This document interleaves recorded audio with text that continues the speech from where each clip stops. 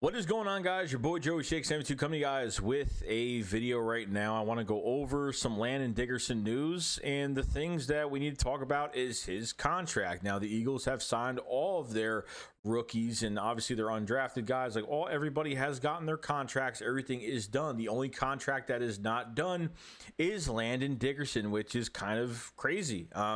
Now, you have to take into account that the Eagles only have $5 million in cap space, and this contract is a sticky situation now because, well, it's probably not hard, but because Landon Dickerson is going to take over Jason Kelce's spot next year, they have to, can't give him the lowest contract possible for a second round pick, but because he's going to be the starter for Jason Kelce next year, they have to maneuver some things in his contract to make him feel comfortable. So I think they have to make some switches because, this is more of a futuristic pick for next year in 2022 than a guy that could hit the field this year or could, jump in and compete this year at training camp. We'll see how his health is. We'll see what the Eagles and what the training staff does let him do.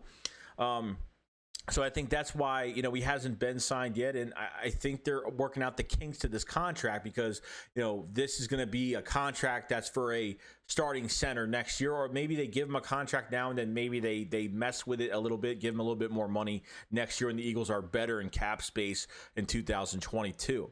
Now, the next thing I do want to talk about is, maybe they don't move Landon, Dickerson to center next year, guys. What if, they wanted to make a move and say maybe they, Isaac Seumalo wants to get traded. Maybe they move Isaac Seumalo next year. Maybe they trade him next year.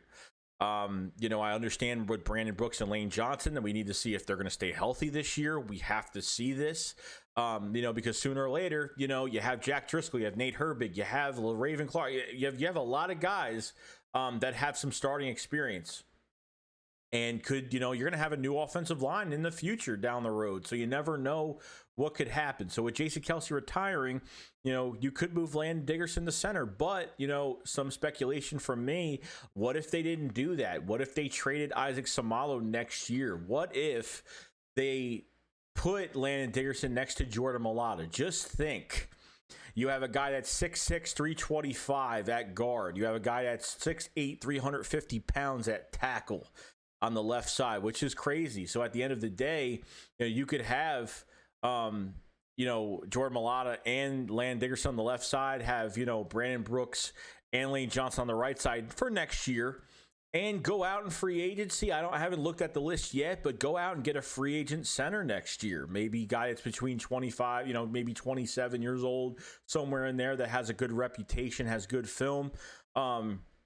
Spend the most money on maybe a center next year in free agency, and then stick Landon Dickerson at left guard and trade Isaac Seumalo. This is just me. This is just something that's another idea. I mean, you don't have to agree with it, but I just think it's kind of interesting and saying, you know what?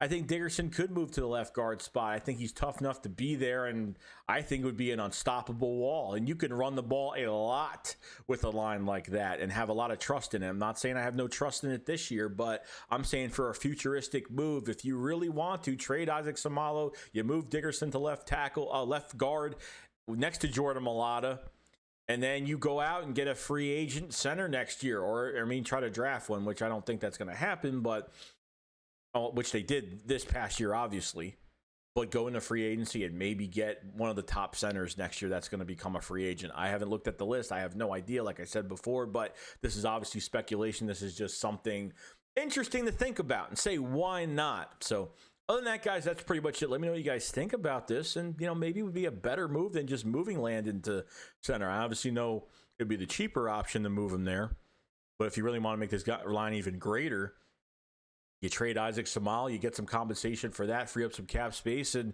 maybe go pay a center next year. I mean, not a bad idea, but, we'll see what our cap situation is like. But it's just an idea. Other than that, guys, I will see you guys later. Chicks, what up, Fall 5. Peace out, guys. Peace.